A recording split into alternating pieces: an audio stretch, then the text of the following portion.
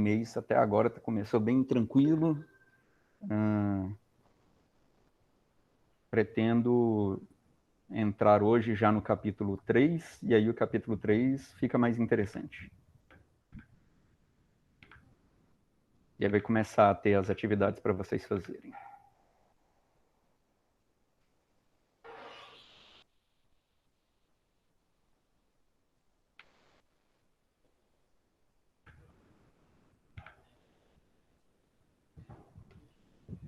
Bom, só relembrando, isso aqui é uma rabisqueira que eu estava fazendo para explicar para o Melzinho com limão os esquemas sobre atração e repulsão de carga, por que que isso acontece.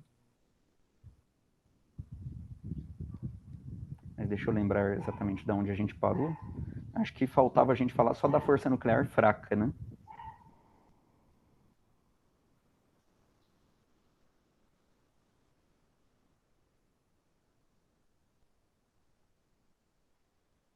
Isso, estávamos falando quais as consequências de não existir a força nuclear forte. E essas consequências seria de que não existiria prótons e nêutrons, nem a estruturação do núcleo da forma como a gente conhece.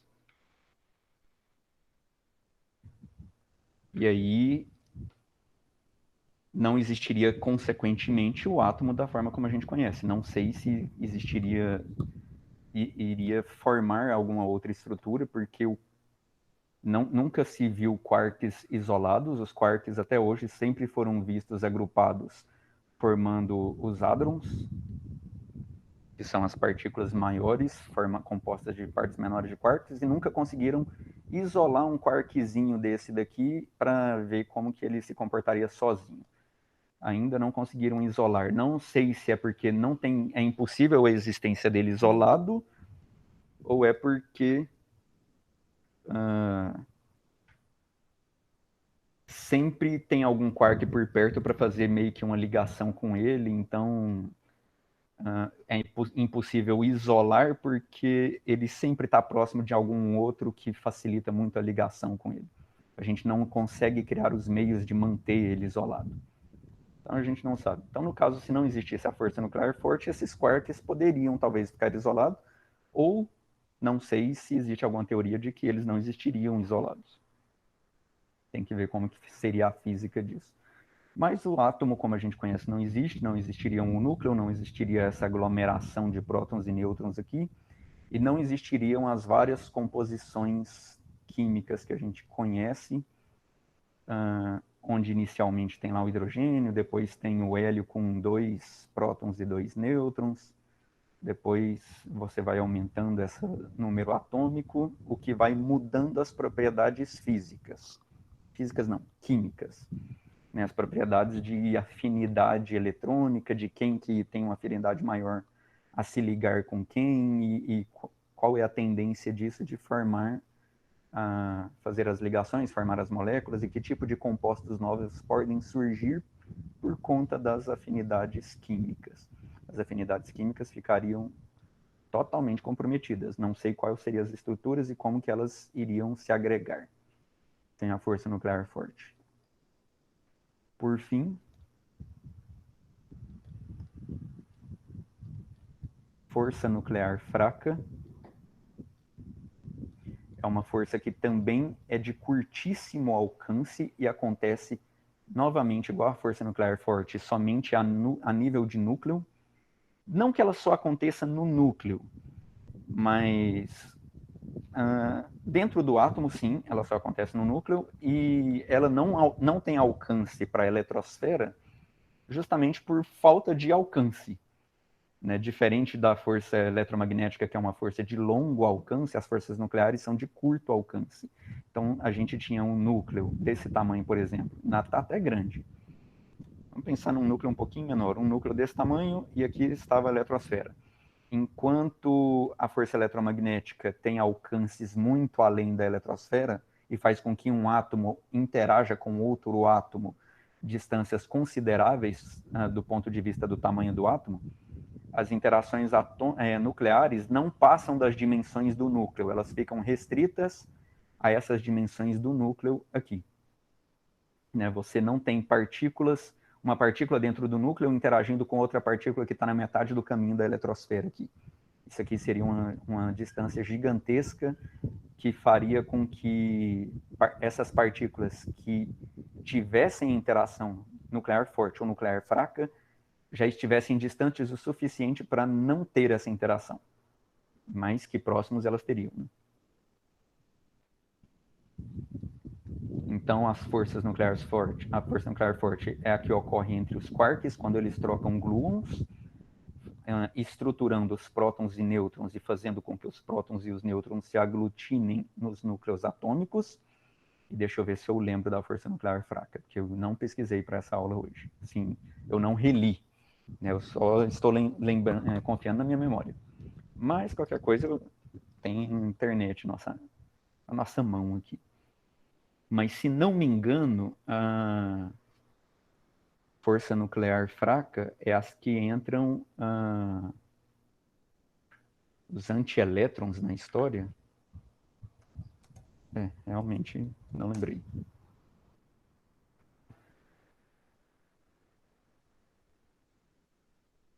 Ela acontece em todos os leptons e quarks, então quarks também tem, mas também leptons. E aí eu vou fazer, como eu disse, vou fazer uma aula depois para vocês falando sobre o que são os leptons e quarks e essas nomenclaturas todas, mas eu tenho que relembrar essas nomenclaturas para fazer essa aula. Porque a aula não é complicado, o problema são as nomenclaturas e organizar o grupo de cada partícula nas categorias da o que aquele grupo faz e para que ele serve. Então é só entender melhor a forma como é organizado. Então a força nuclear fraca ele está relacionado com o decaimento beta, e o decaimento beta é a emissão de um elétron. É medida pelos bósons W e Z, medida não, mediada. É a força que cinge as partículas. Ela é limitada a distâncias subatômicas e é menor que o diâmetro de um próton. É uma das 4 forças fundamentais da natureza. Ela é uma interação repulsiva. Eu corrigi a força nuclear forte a aula passada, né, que eu tinha falado que era repulsiva inicialmente, mas ela é... Não, eu tinha falado que ela... eu tinha falado que ela é repulsiva inicialmente, mas ela é atrativa.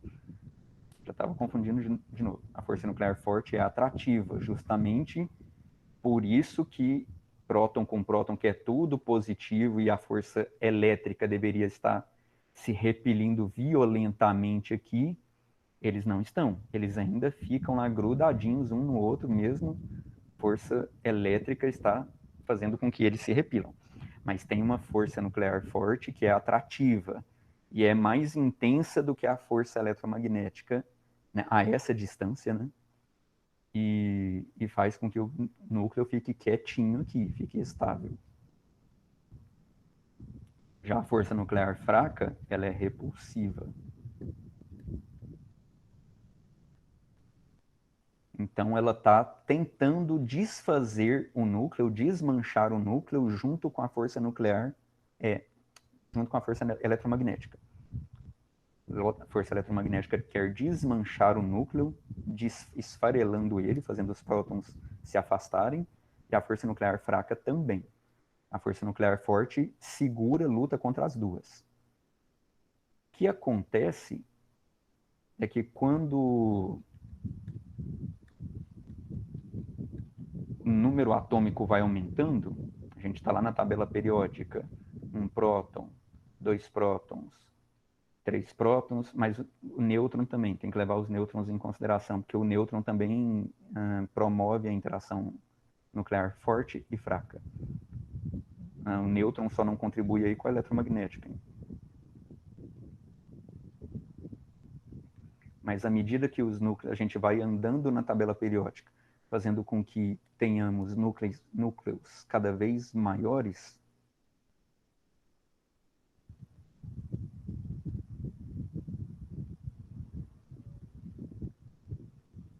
com mais prótons e nêutrons,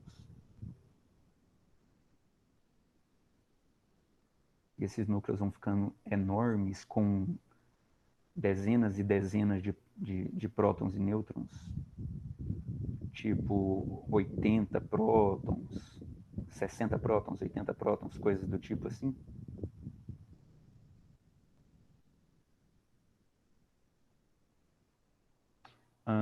Quanto mais partículas tem, mais intenso essa força nuclear fraca vai ficando.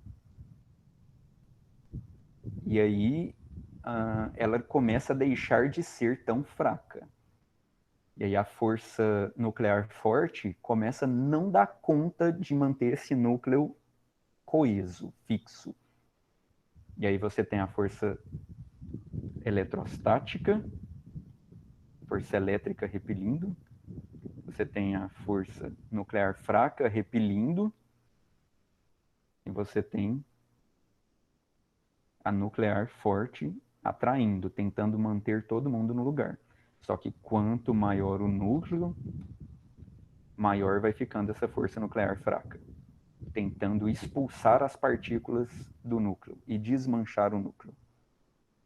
E aí, quando você tem núcleos muito pesados, a força nuclear fraca começa a dar conta de fazer estrago. E aí geram os materiais radioativos, os átomos radioativos, porque eles têm núcleos tão grandes que o núcleo é instável e começa a desfragmentar. Começa a partir e emitir pedaços, emitir fragmentos como se fossem projéteis, né, partículazinhas disparadas dele. E aí ele começa a disparar partículas a partir dele quando ele quebra. Então o núcleo se quebra e ele dispara um projétil. Dispara uma partícula beta, uma partícula alfa, um fóton. E a força nuclear fraca é responsável por tentar fazer esse núcleo se desfragmentar, porque ela está indo na contramão da nuclear forte. Então, qual que é a consequência de não existir a força nuclear fraca?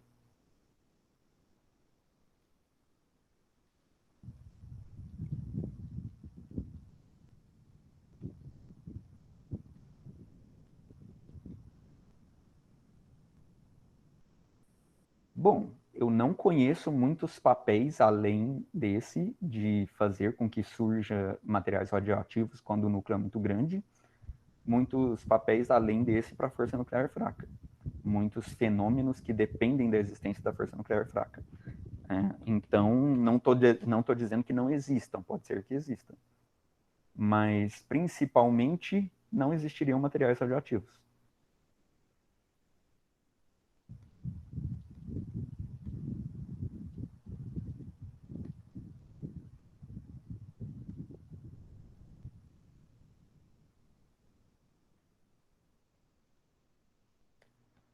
Nossa, que consequência mais sem graça, né? Quer dizer que parece que essa seria uma das únicas forças da natureza que, se ela não existisse, o mundo poderia continuar existindo do jeito que existe normalmente, quase normalmente, só não teríamos os materiais radioativos? Talvez, talvez. Não sei se o mundo existiria normalmente, porque as condições para a vida surgir, elas têm que ser muito favoráveis, elas têm que favorecer bastante o processo de evolução e síntese e fragmentação das moléculas para se formar estruturas bem mais complexas, até formar moléculas orgânicas que vão ser a base da estrutura dos seres vivos. E permitir um planeta que tenha condições para isso. A Terra só tem condições para isso, para ter tido tempo de evoluir vida, por causa dos materiais radioativos. Se não fossem os materiais radioativos, a Terra já teria esfriado há muito tempo. Então a Terra está num processo de esfriamento no interior dela.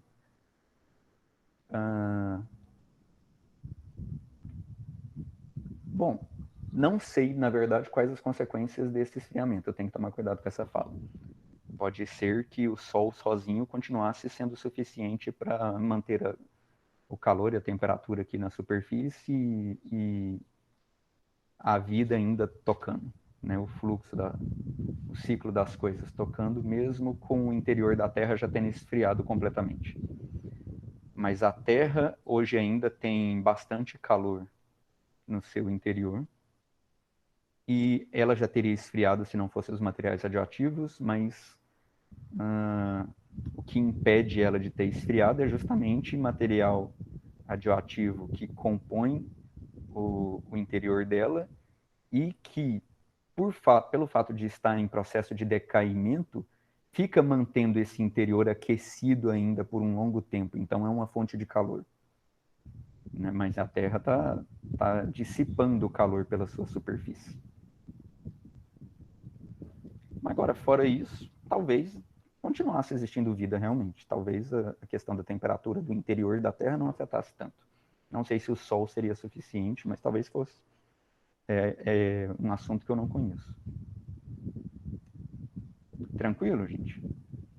Então, talvez essa aí seja menos impactante.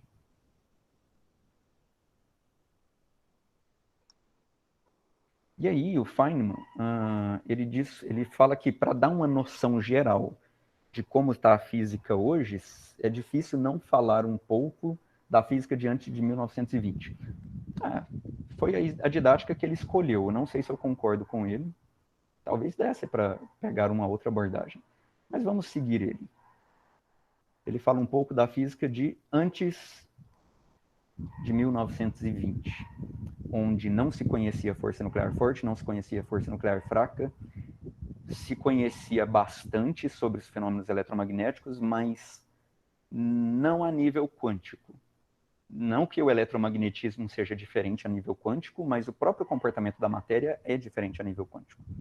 E quando a gente fala nível quântico, estou me referindo em escala de tamanho.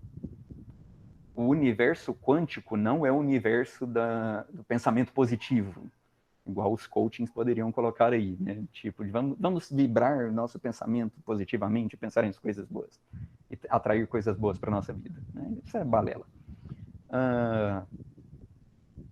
Mundo quântico é mundo do muito pequeno.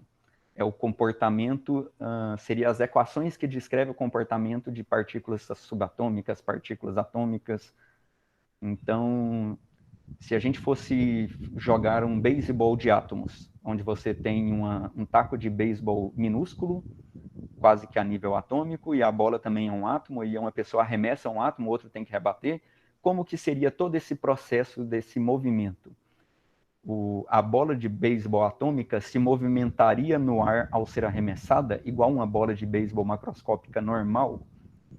A colisão do impacto do taco de beisebol na hora que dá uma tacada lá na bola atômica é igual ao que acontece no mundo macroscópico. Então, na verdade, descobriu que não, as coisas é tudo muito diferente. Você não tem queda livre, vai fazer um estudo de queda livre, a gravidade pode ser desprezada.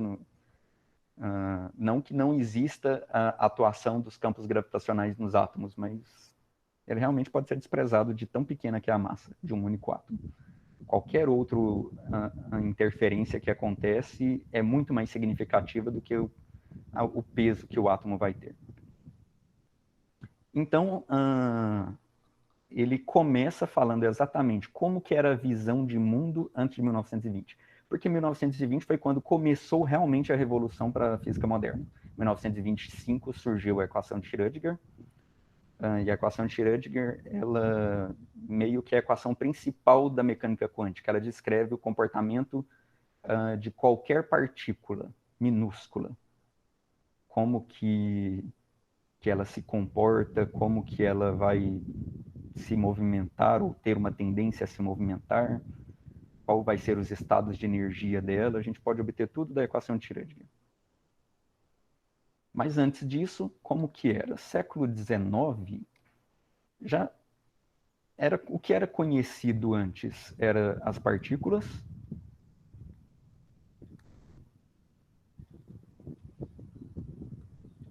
que possuíam trajetória.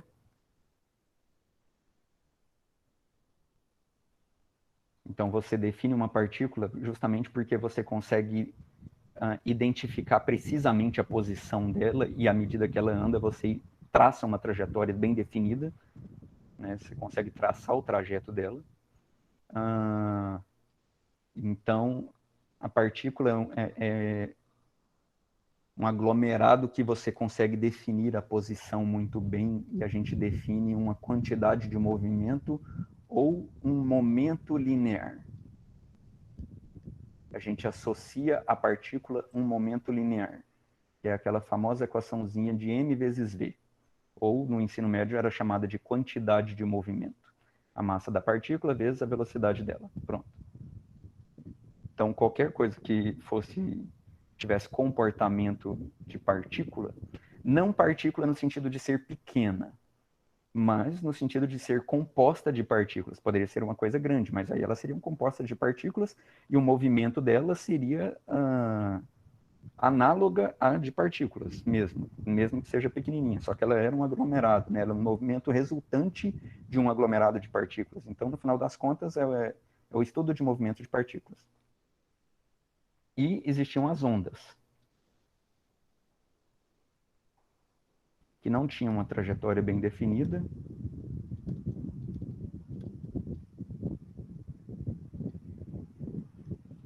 não possuíam trajetória bem definida. E a gente associava a ela comprimento de onda. Comprimento de onda e frequência. Então eram duas definições, dois conceitos bem distintos, bem diferentes uns dos outros, as de partículas e as de ondas.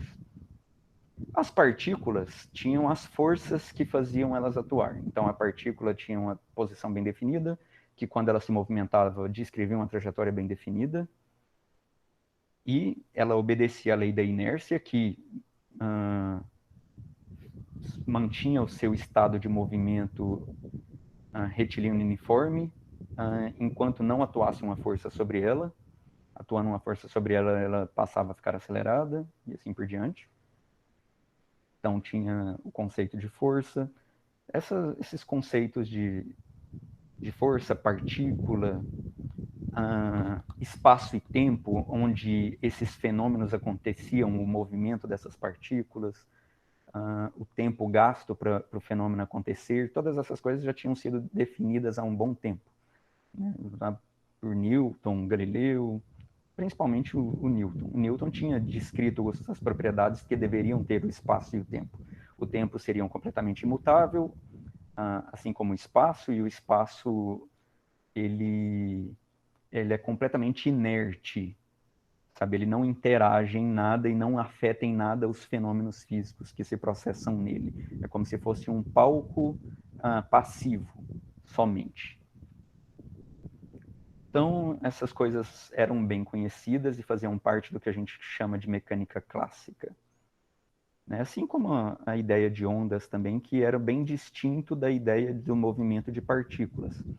Enquanto a partícula transportava massa, e a gente definia a quantidade de movimento ou o momento, e era preciso ter um transporte de massa para ter esse momento, as ondas não tinham momento, as ondas eram definidas por comprimentos de onda e frequência, e elas se espalhavam no espaço, elas não andavam numa trajetória bem definida, porque elas não eram uma porção de matéria bem definida, com uma posição bem definida no espaço.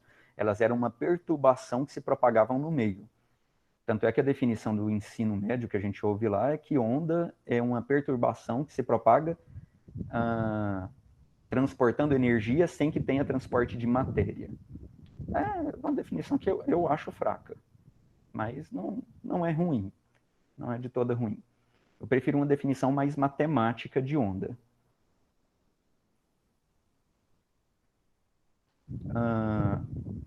E aí, no final do século XIX,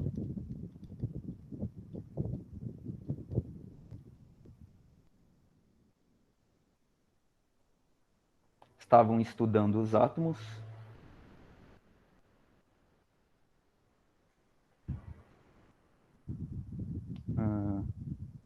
nem só os átomos, né? Mas assim, não, os átomos sim. Estudava-se os átomos.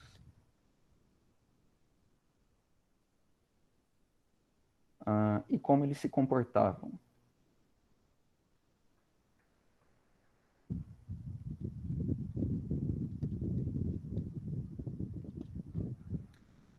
E o que era conhecido naquela época é, além da força gravitacional, a força eletromagnética.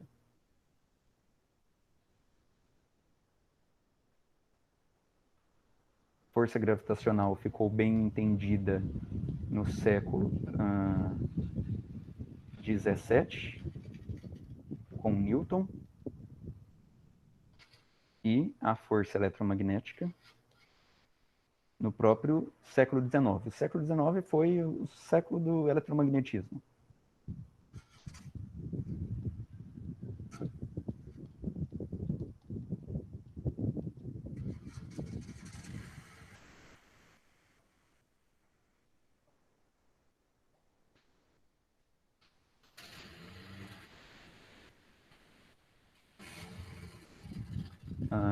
E o que justificava a proposta de que os átomos eram pequenas peças de quebra-cabeça indivisíveis que iam se aglomerando, formando estruturas maiores? Né? Tipo, quais eram as forças que justificavam essa coesão dos átomos? Um átomo se aglomerar com outro, se aglomerar com outro, se aglomerar com outro, e ir formando estruturas complicadas. O que mantinham eles? Não era força gravitacional. Isso, que era bem conhecido na época, já dava para saber por conta da massa. Já se sabia que não era forte o suficiente, a força não era forte o suficiente. A massa desses átomos seriam muito pequenas, porque eles seriam muito pequenas.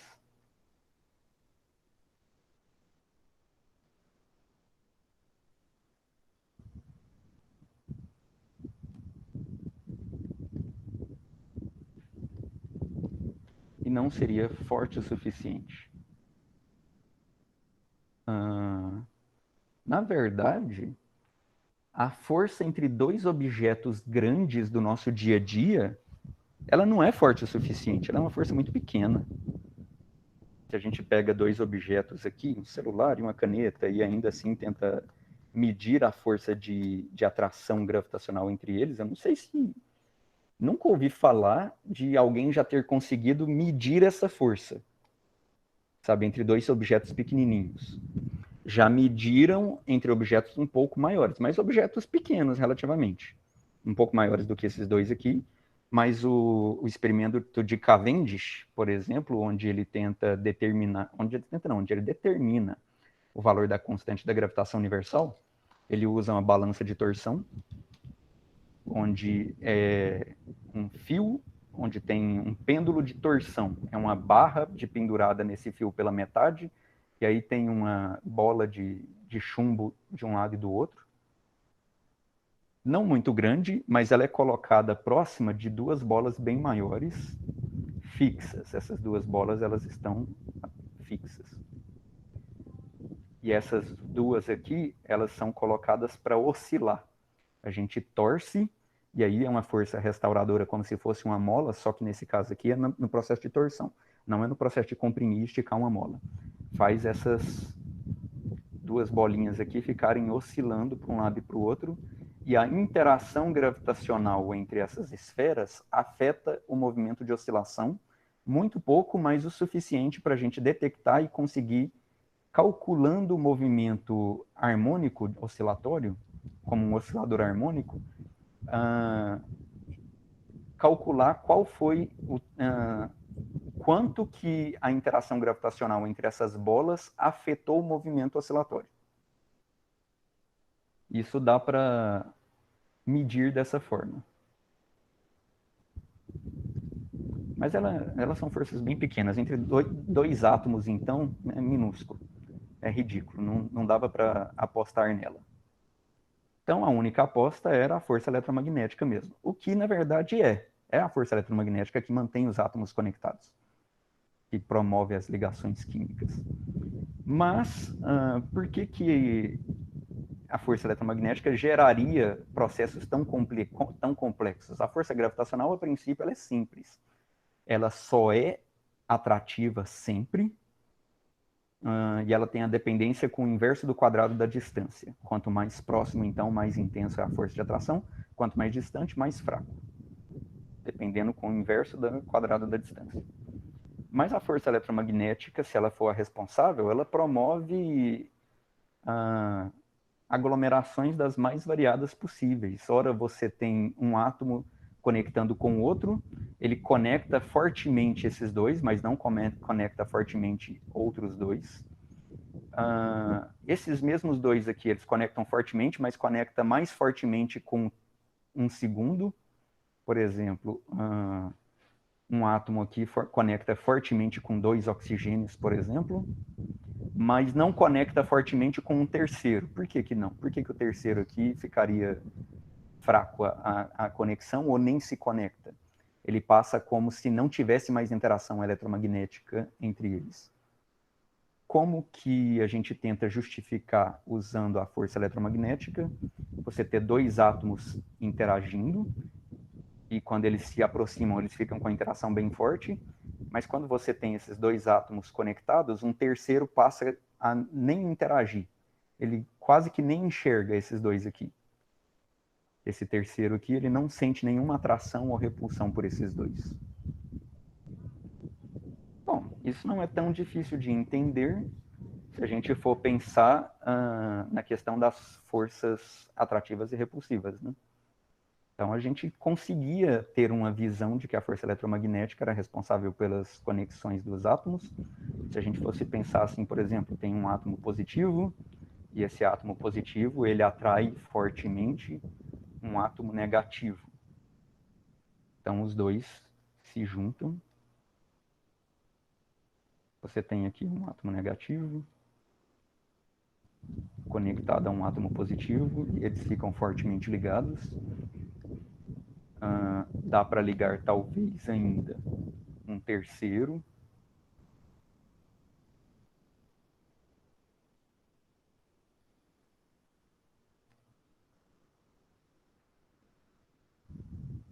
E aí eles ficariam talvez estável assim também, mas de repente não atrairiam um quarto. Mas aí a gente pode pensar que enquanto esses dois é simples a gente imaginar por que eles iriam se atrair, por que esses dois, depois de conectados, eles talvez não atraíssem um terceiro que está mais longe? Tem um terceiro aqui. Porque do ponto de vista desse terceiro que já está um pouco mais longe, esses dois aqui estão tão pertos, comparado com a distância que eles estão do terceiro átomo, que é como se um blindasse o outro. E aí, o efeito de um próximo do outro é o efeito de um neutralizar o outro.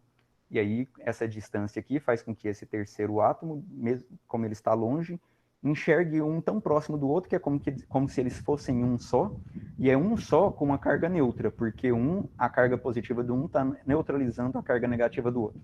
E esse cara aqui enxerga essa partícula como um neutro, né, uma partícula neutra, e não tem uma carga para interagir com ele. Mas à medida que ele se aproxima,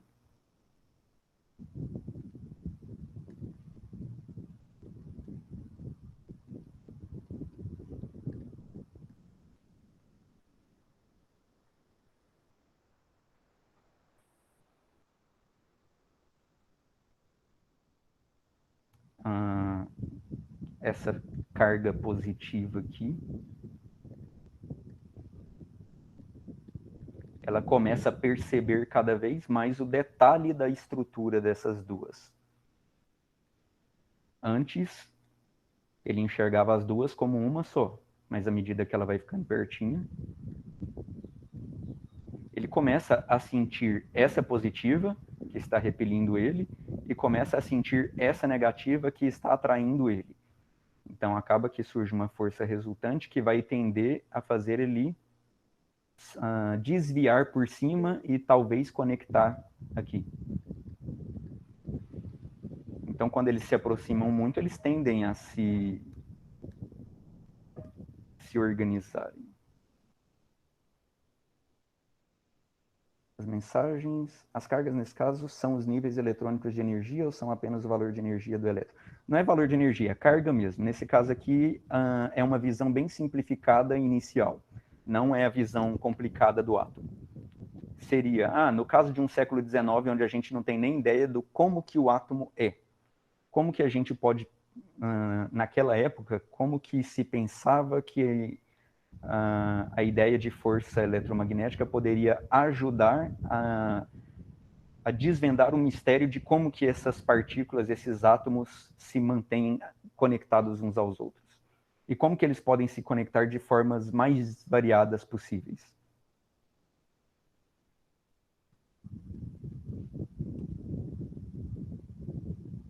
E em termos das forças, a força eletromagnética é muito mais intensa.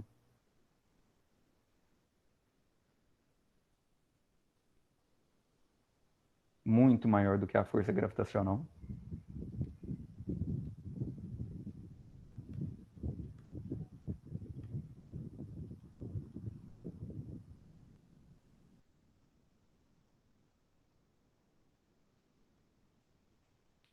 Dá até para fazer uma brincadeirinha. Deixa eu ver se eu lembro dos valores.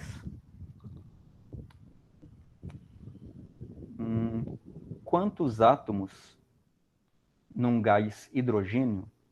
Então, vamos pensar numa situação de um gás hidrogênio.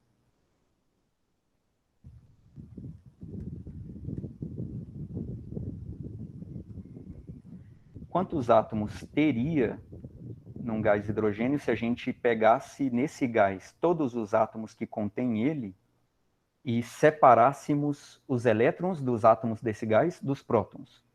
E os elétrons e os prótons teriam que ficar com a carga de 1 coulomb. Os prótons com 1 coulomb positivo, os elétrons com 1 coulomb negativo. Então a ideia seria mais ou menos essa daqui. Então nesse gás temos os átomos.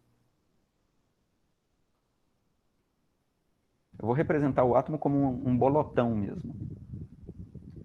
E os elétrons eu vou representar como uma pintinha azul.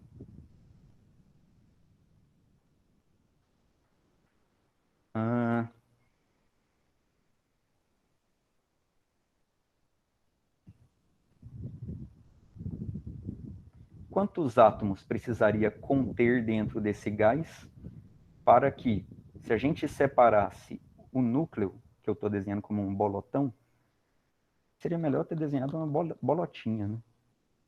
Vou deixar assim, vou corrigir, né? Já desenhei mesmo. 1, 2, 3, 4, 5, 6, 7, 8. 1, 2, 3, 4, 5, 6, 7, 8. Então, do lado esquerdo a gente colocou a parte positiva e do lado direito, 1, 2, 3, 4, 5, 6, 7, 8. A gente colocou os elétrons. Então, aqui está o negativo. Do lado esquerdo está o positivo. Quantos átomos tem que ter para que quando a gente separe os prótons dos elétrons e deixe eles todos separados, do lado esquerdo fique 1 coulomb, do lado direito fique menos 1 coulomb.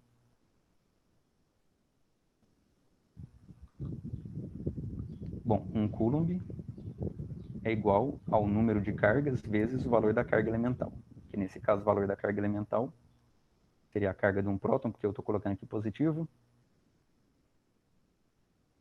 É 1,6 vezes 10 a menos 19 coulombs. Então, meio que arredondar isso. 1 dividido por 1,6.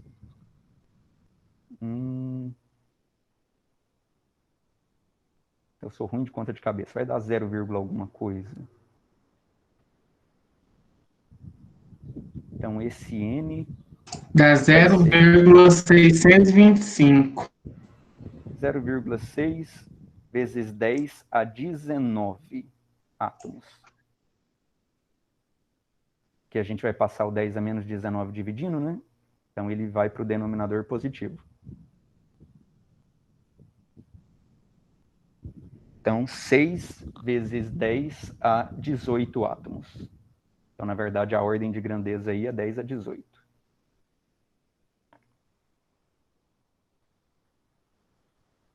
Seis vezes 10 a 18 átomos.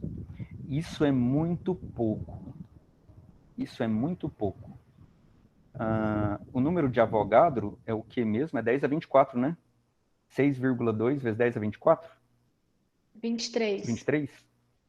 Menos 23, é. Não, é mais. Oh, É mais. é 23, é 23. 6,2, 10 a 23. Então, seria o número de partículas que existisse num gás. Se esse gás solto na atmosfera, ele ocupasse um volume de 22,4 litros. Então, 22,4 litros de gás. Nas condições de temperatura normais de temperatura e pressão, 25 graus Celsius e 1 atm, existe 1 mol de partículas, de moléculas daquele gás aqui. Se não me engano, eu acho que eu fiz essa continha aqui uma vez para saber qual que seria o volume dessa quantidade de átomos. A caneta Bic pega aquele tubinho interno, então aqui tem a caneta Bic, o tubo de acrílico grosso, aí aqui tem o bico, e aqui tem o tubinho de plástico fininho lá dentro, onde vai a tinta. Esse tubinho de plástico fininho, acho que essa quantidade de átomos seria para uma quantidade de gás contida dentro desse tubinho de plástico fininho onde vai a tinta. Então, se tivesse essa quantidade de gás aqui, gás hidrogênio, teria mais ou menos essa quantidade de átomos. Se a gente separasse todos os prótons e todos os elétrons e deixasse a 1 metro de distância os prótons dos elétrons, 1 metro de distância, a quantidade de carga contida em 10, da ordem de 10 a 18 átomos, que é um volume de um tubinho de tinta da caneta Bic. Com qual força a gente precisaria fazer para conseguir separar essas cargas? Conseguir manter essas cargas a uma distância de 1 metro. E aí, só relembrando a lei de Coulomb lá, que todo mundo tem de cor, porque todo mundo passou o ensino médio inteiro, a parte de eletricidade, mexendo com a lei de Coulomb. Então, força é igual a o casão vezes a carga 1 vezes a carga 2 sobre a distância entre eles ao quadrado. Nesse caso aqui, qual que seria a força?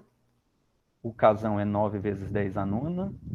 Qual seria a força com que a carga de 1 coulomb dos prótons e a carga de menos 1 coulomb do elétron, mas eu estou trabalhando com um módulo aqui, não preciso me preocupar em colocar o negativo.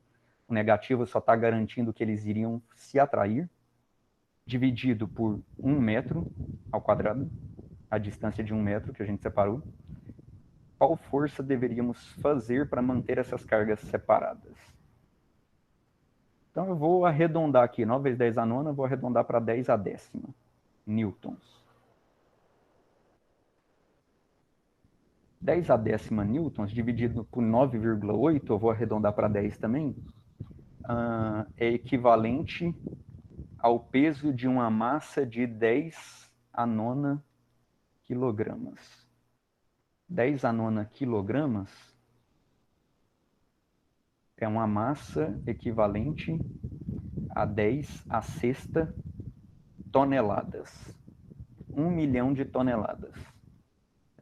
Seria preciso uma força equivalente ao peso de 1 milhão de toneladas para conseguir pegar os átomos que ocupam o espaço dentro de um tubinho de uma caneta Bic e separar os prótons de um lado, os elétrons do outro e deixá-los a uma distância de 1 metro.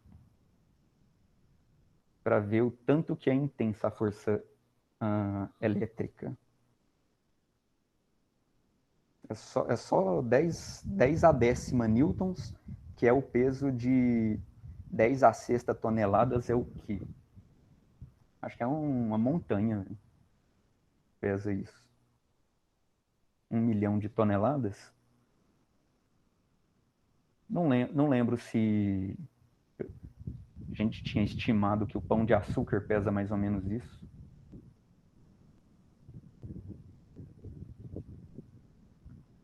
A continha simples, só para a gente ter uma noção da intensidade dessa força elétrica. Deixa eu ver se eu acho aqui.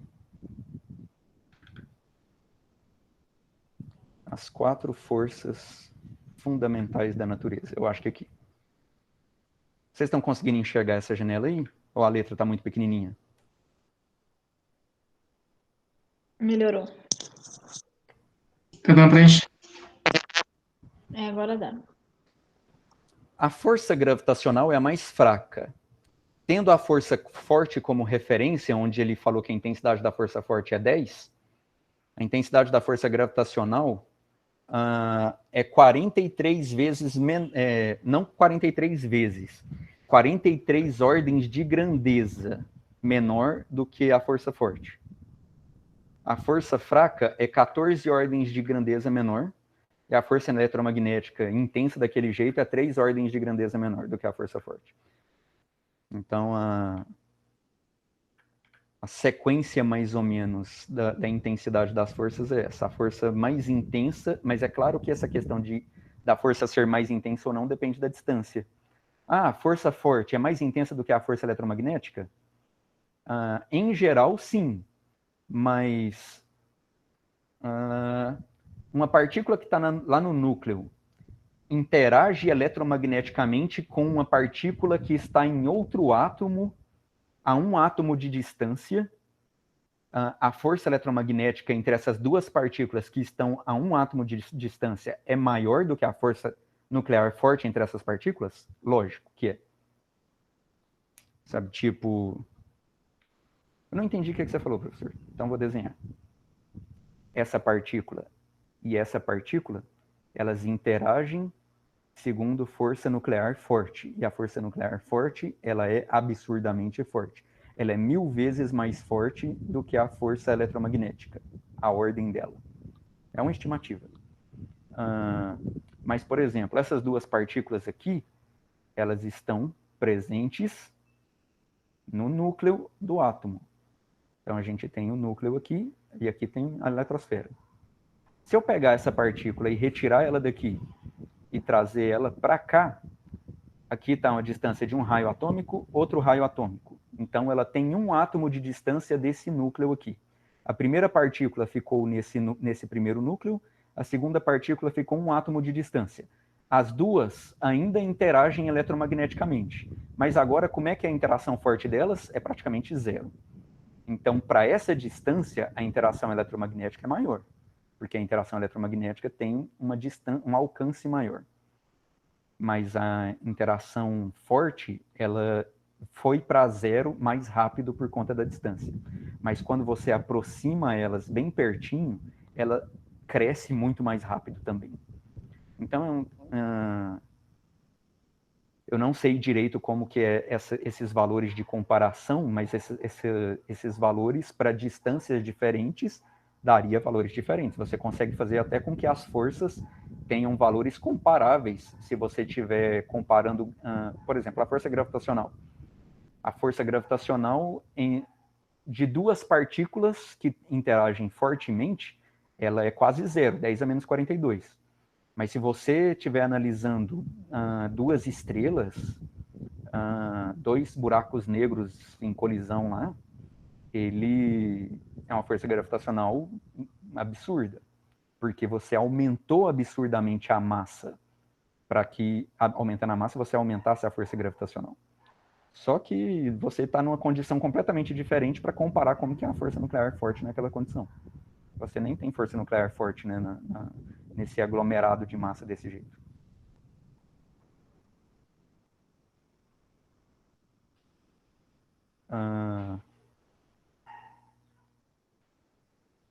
E aí, o Feynman ele vai discutir um pouco sobre a questão de partícula e onda. Eu não vou entrar na discussão que ele faz, porque ele vai discutir, por exemplo, sobre ondas eletromagnéticas e que ondas eletromagnéticas com frequências muito altas, elas se comportam mais como partículas do que como ondas, que é o caso dos raios gama. Por exemplo, os raios gama se comportam mais como partícula do que como ondas gama mesmo. A gente chama de raios gama, né? Ondas gama não é muito comum. Mas eu não vou entrar nessa discussão porque ele vai entrar nessa discussão para falar de quântica. E qual que é o lance da quântica? A gente falou que na física antes de 1920 tinha o conceito bem definido de partículas e ondas como sendo coisas estritamente distintas, bem distintas. E depois de 1920, o surgimento da quântica precisou conectar as duas. As partículas subatômicas, elas tinham tanto comportamento de partícula quanto de onda. Precisou de uma teoria com uma matemática que levasse os dois comportamentos em consideração ao mesmo tempo. E aí a equação de Schrödinger, por exemplo, ela é uma equação de onda. Ela é uma equação tipo... Já existia equações de onda na física clássica, só que era para descrever puramente onda. Mas na mecânica quântica, no que ficou conhecido como mecânica quântica, as partículas que compunham o átomo eram chamadas de partícula, até porque a visão atômica era de partículas, né, que compõem, vão se aglomerando e compõem a matéria macroscópica. E...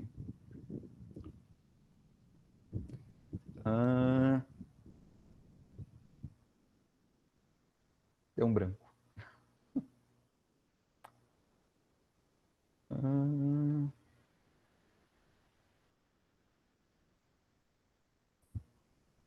Isso raramente acontece. Esqueci o que eu estava falando. Mas eu vou meio que tentar continuar, que eu acho que não vai estar muito fora, não. Tá. Eu estava falando das equações de onda. Eles enxergavam as partículas como...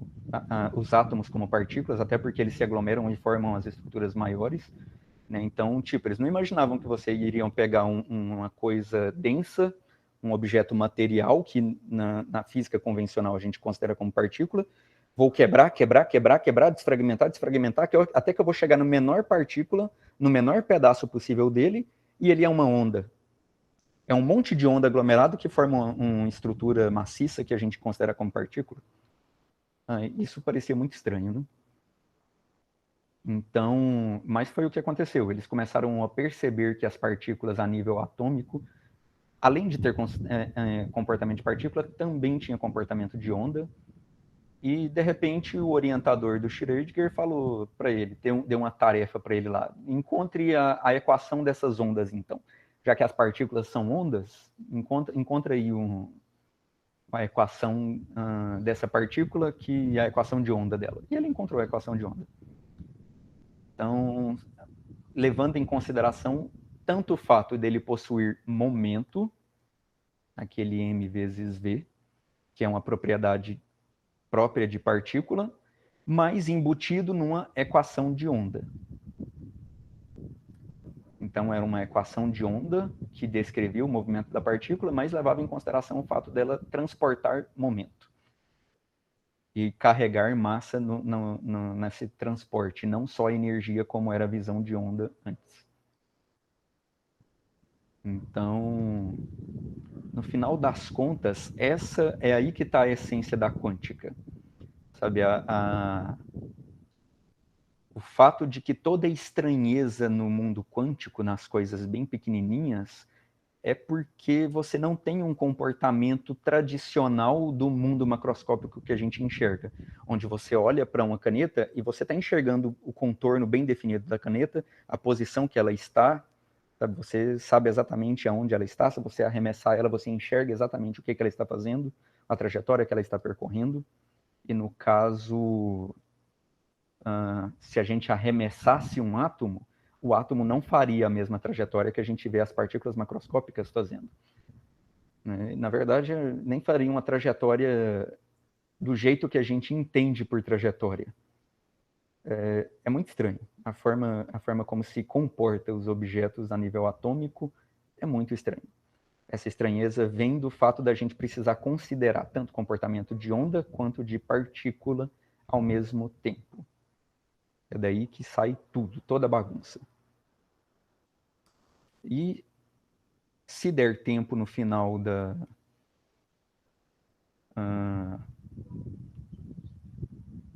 disciplina, quando a gente concluir os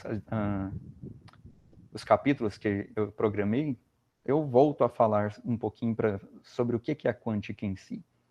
Né? Quais são algumas dessas estranhezas da quântica e alguns postulados da quântica, mas eu vou pular essa parte por agora. Bom, eu vou encerrar essa discussão do capítulo 2.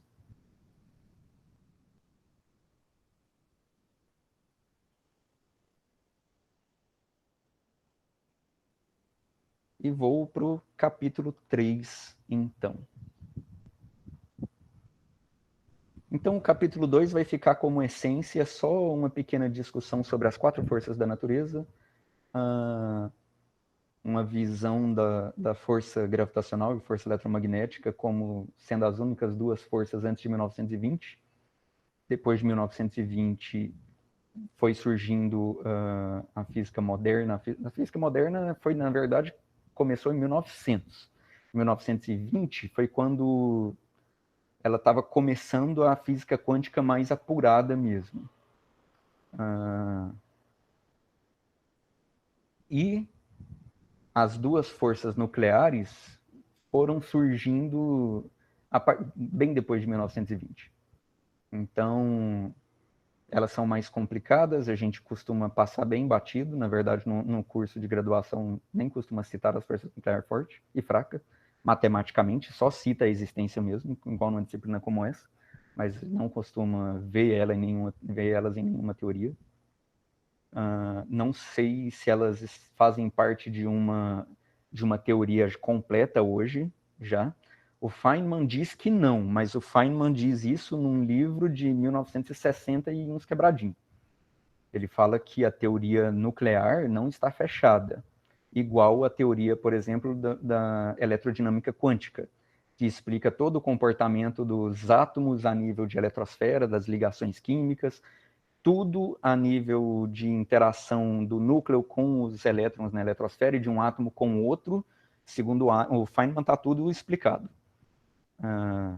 Mas a nível de núcleo não estaria tudo explicado, das interações que acontecem no interior do núcleo. Tem muitos postulados, muitas aproximações, muitas conjecturas que precisariam ser provadas e melhor vistas, melhor revistas, reforçadas, testadas ainda mais, mas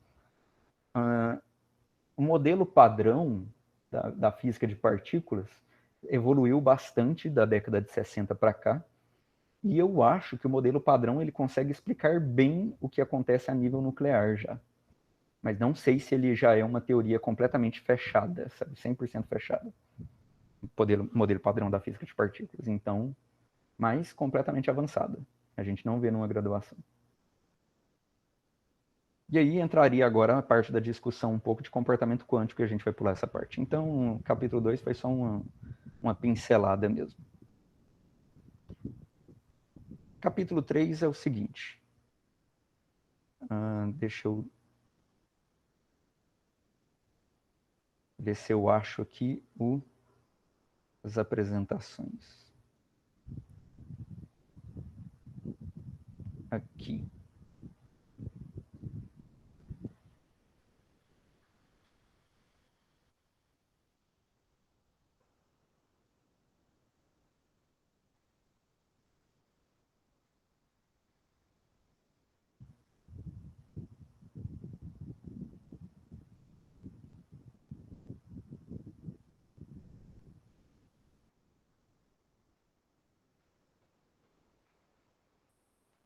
Bom, capítulo 3, a proposta do Feynman seria relacionar um pouco outras ciências com a física.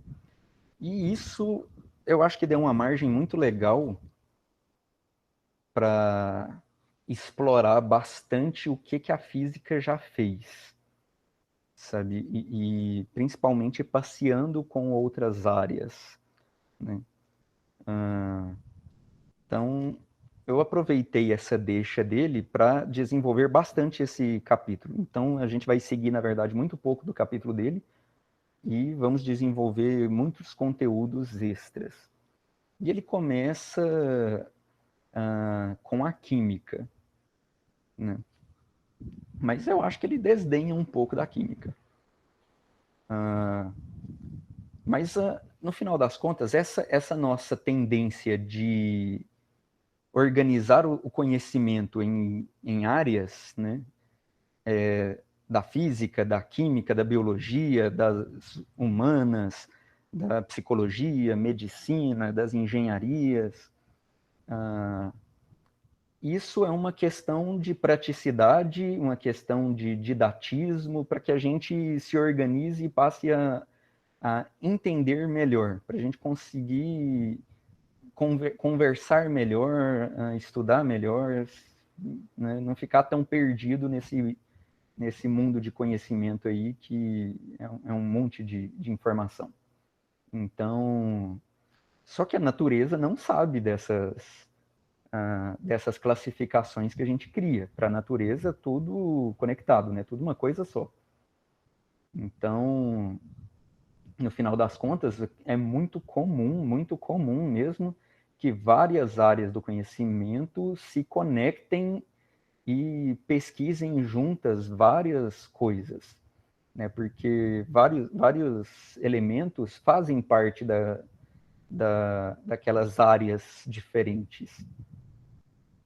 Então, a gente pode ter, por exemplo, dentro da pesquisa de doenças, como que se processa. Tem que sair agora. Professor, o senhor do senhor no YouTube, porque eu preciso sair, que eu tenho que ir para a escola trabalhar Sim, agora, senhor. 6h30. Tranquilo. Esse aqui vai para o YouTube lá. Aí você vai postar ela depois no YouTube, né? Vou sim. Deixa eu fazer chamada aqui.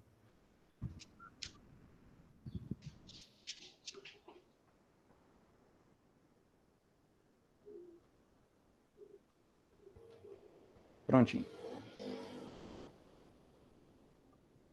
Até mais, professor. Falou, A, até mais. a Juliana também, professor, ela só teve que sair agora, não sei se o senhor anotou. Não vi. Não. Ela mandou um recado aí no chat. Então deixa eu anotar o chat também. Na verdade, eu vi. Eu acabei de ver o recado e aí o Simon falou. Eu parei de ler o recado porque eu achei que era do Simon.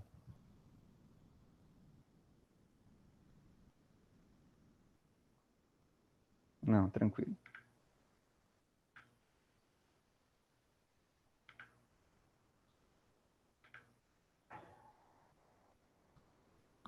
Bom, não sei nem porque que eu pus isso aqui agora, porque eu não estou precisando dele nesse momento.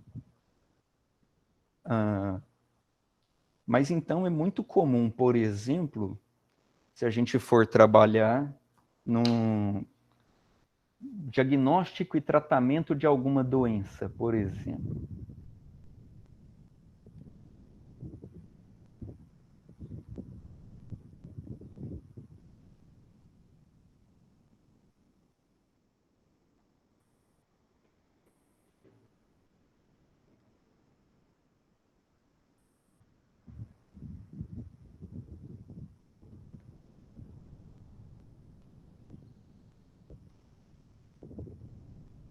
A gente vai ter aqui, claro que biologia,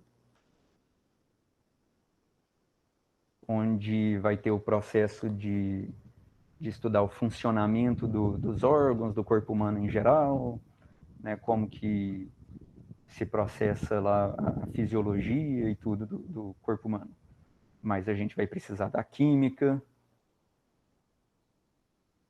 A química explica alguns processos para a biologia a nível molecular, como que alguns processos acontecem, algumas reações acontecem, mas na busca de tratamentos pode precisar da física. principalmente se vai precisar de equipamentos.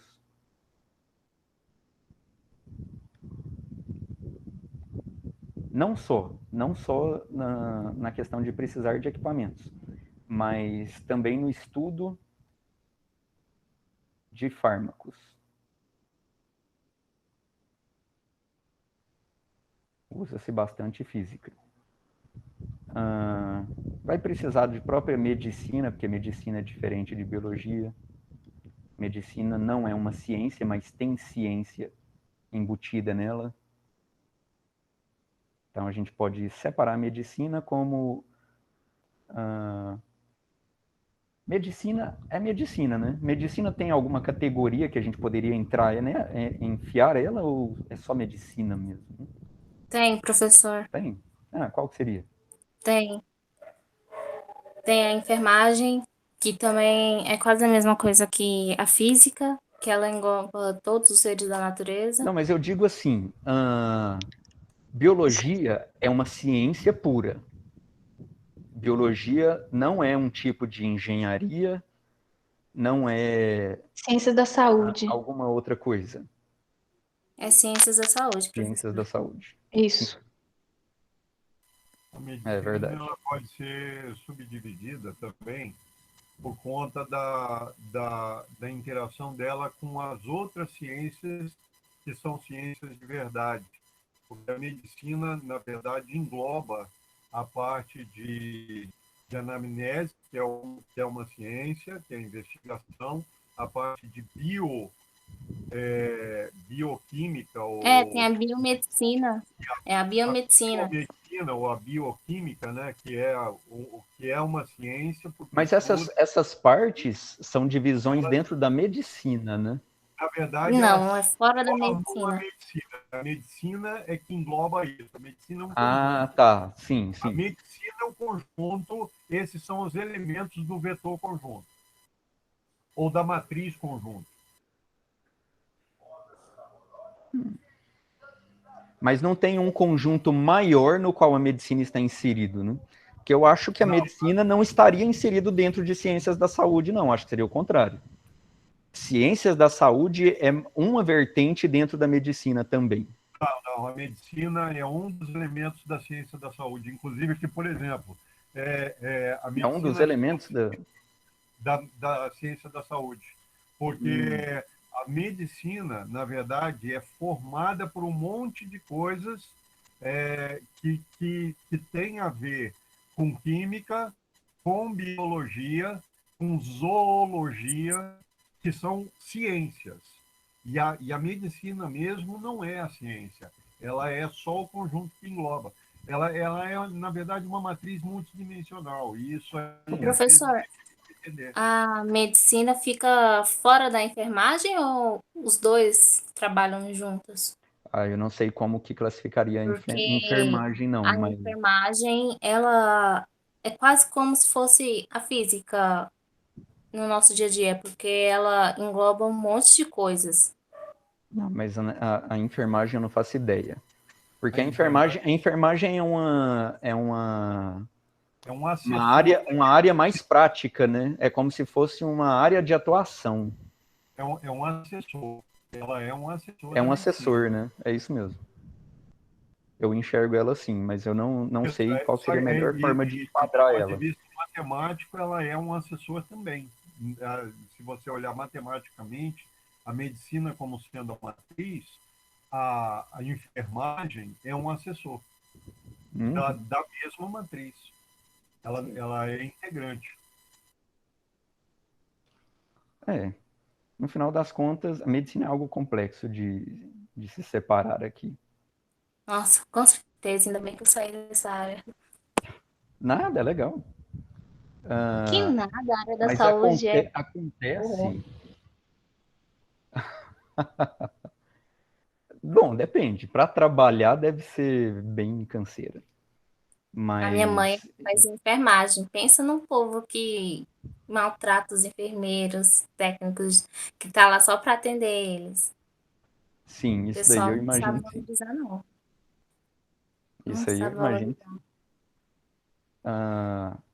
Mas, assim, um único aspecto, tipo, um único trabalho, vamos pegar uma coisa específica, uma doença específica, e trabalhar um processo específico de diagnóstico e tratamento daquela doença específica.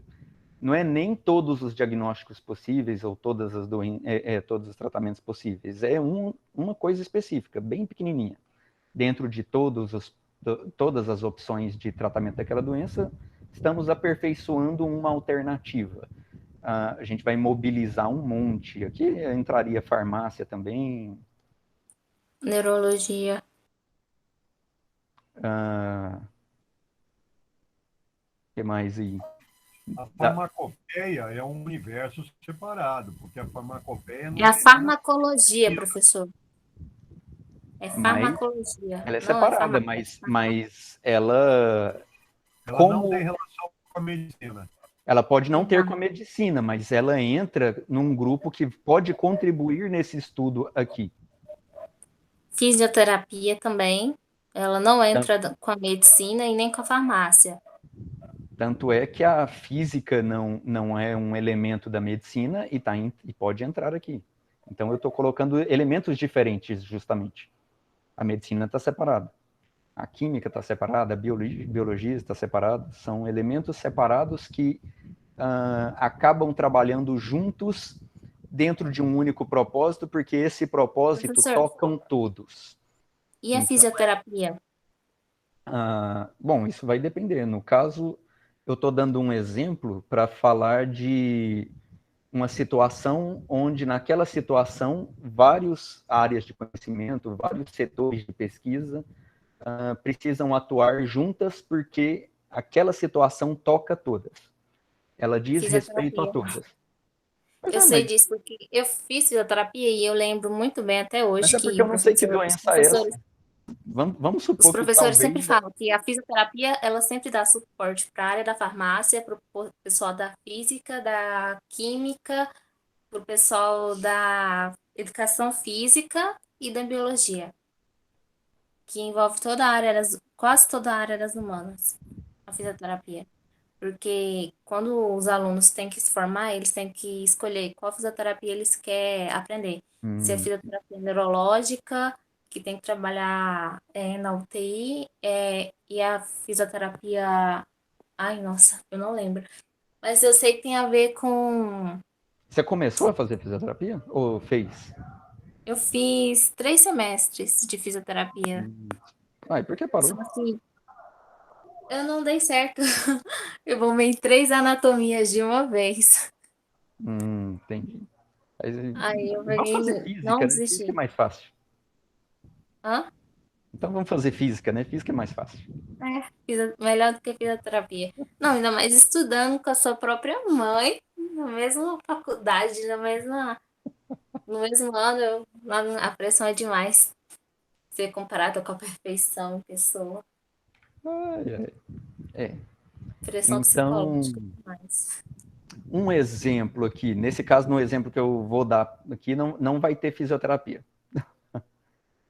Pode ter no processo em que o paciente está lá passando por um tratamento, mas não no processo da pesquisa aqui, no exemplo que eu vou dar. Está no desenvolvimento, está no processo de desenvolvimento de um novo diagnóstico e tratamento. Pode ser, por exemplo, um novo tratamento de imageamento. Então, a gente está desenvolvendo um novo equipamento que faz imageamento, que é ressonância magnética eletrônica, e, na verdade, isso é até verdade. Ressonância magnética eletrônica é uma das mais recentes, junto com as PET da vida, as de emissão de positron. Não sei quão aperfeiçoado já está, mas eu acho que não tem equipamentos já disponibilizados. Tem a magnética nuclear, né, que é antiga, mas magnética eletrônica promete ter uma resolução muito maior, com agentes de contraste mais simples. E, no caso, por exemplo, a física, ela entraria fortemente nesse processo de imaginamento, porque ela entra no estudo de como tem que ser a aplicação do campo magnético, né? Tipo, como que tem que ser mais ou menos o formato do campo magnético, a distribuição de linhas de campo magnético no espaço, tem que ser um campo magnético com uma variação em uma certa frequência, que frequência que tem que ser. A biologia fatalmente tem que entrar aí para estudar qual que vai ser a resposta imunológica, qual que vai ser, imunológica não, mas a resposta fisiológica aos componentes que vão ser introduzidos no corpo, como que ela vai responder aos estímulos que o corpo vai sofrer. A farmácia vai entrar aí estudando as componentes dos fármacos que vão ser usados como agente de contraste. A química também estuda os mesmos agentes de contraste, ou os mesmos componentes que vão fazer as reações químicas lá no fármaco, que vai funcionar como agente de contraste. A física vai estudar a própria interação do agente de contraste com os campos eletromagnéticos produzidos pelo equipamento.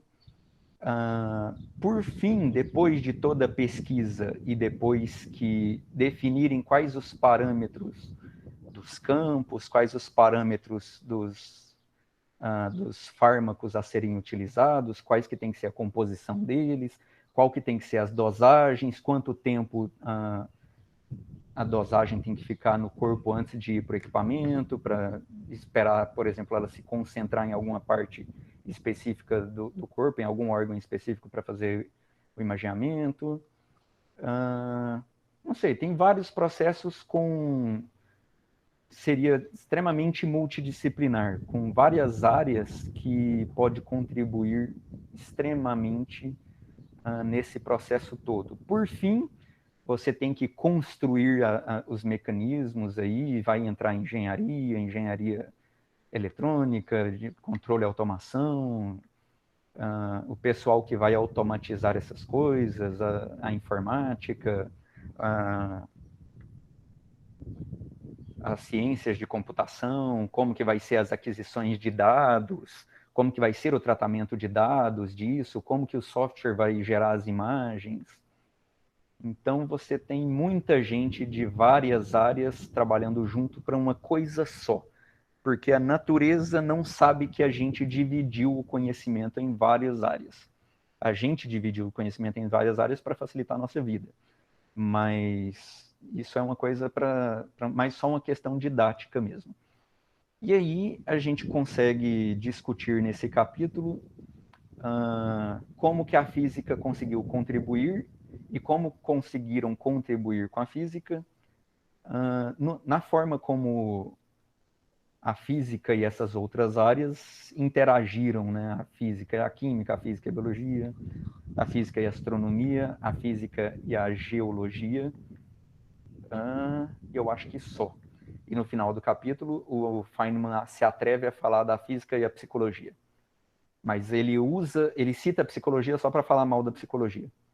Então não teve motivo ele citar a psicologia. Foi sem propósito. Então a gente começa na aula que vem falando da física e química e em seguida física e biologia. Eu acho que dá tempo de falar dos dois numa aula. Depois a gente na próxima aula fala de física e astronomia, que eu acho que é a parte que eu acho mais legal.